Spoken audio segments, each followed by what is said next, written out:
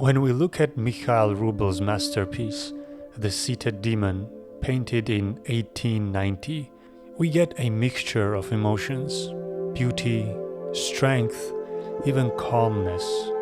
However, if we examine it closely, we notice something peculiar. The enigmatic and unquestionably beautiful figure stands out significantly compared to its surroundings and the canvas it occupies. It seems as if the figure has outgrown its natural place, almost on the verge of the world it perceives. Throughout history, many attempts have been made to depict the devil, often portraying a powerful, mischievous, sometimes terrifying entity.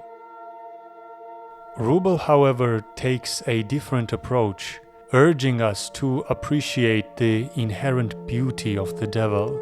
Inspired by his travels to Venice and his study of early Christian art, Vrubel absorbed the somber, wide-eyed saints depicted in Coptic icons. But upon his return to Russia, they resurfaced with a darker hue.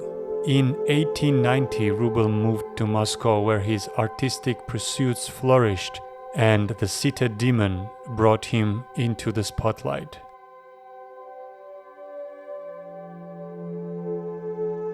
Although he had previously sketched illustrations of Lermontov's poem of the same name, this painting was the first time Vrubel brought the form to life on a large canvas, measuring 150 centimeters by 212.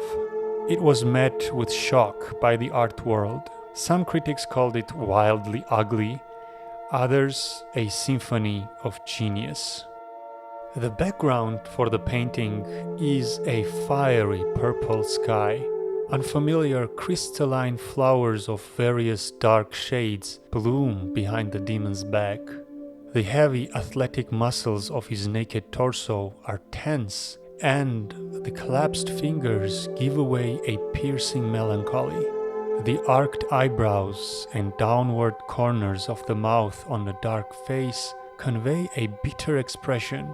The demon, immersed in longing for a living world, full of flowering and warmth from which he is torn away, does not notice how a golden dawn flares up in the distance behind him. The painted dark eyes can be seen as a visual representation of a telescope that has delved far and deep, yet still finds melancholy because of not having anyone to share all of this with.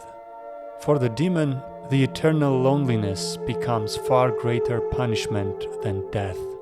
The seated posture evokes the image of a child, confined to the borders of their own garden, wondering what might lie beyond the threshold. Vrubel masterfully captured the essence of the demon's ego, driven by self-serving interests. The insatiable thirst for self-growth, born out of selfish desires, perpetually leads to dissatisfaction. The unfitting size of the demon on the canvas symbolizes this disharmony between ego and the world. This all-out surrender to self-serving interests resonates deeply with our own modern culture. Vrubel, just as any other true genius would, gave a careful hint that in order to avoid the faith of the demon, one must start to look within, and maybe finding the universe as beautiful or even more grand than what lies outside. This masterstroke urges us to reflect upon the inherent egotism within ourselves and the need for equilibrium, to question the very nature of our pursuits, thus embracing a more harmonious path to life. The dark-eyed demon followed Vrubel his whole life. For the next 10 years, Vrubel painted mythological figures, created maiolica friezes, even dabbled in architecture, but some strange force always made him return to the theme of the demon. In 1899, he painted The Flying Demon, and from 1901 to 1902 painted his last work, Demon Defeated.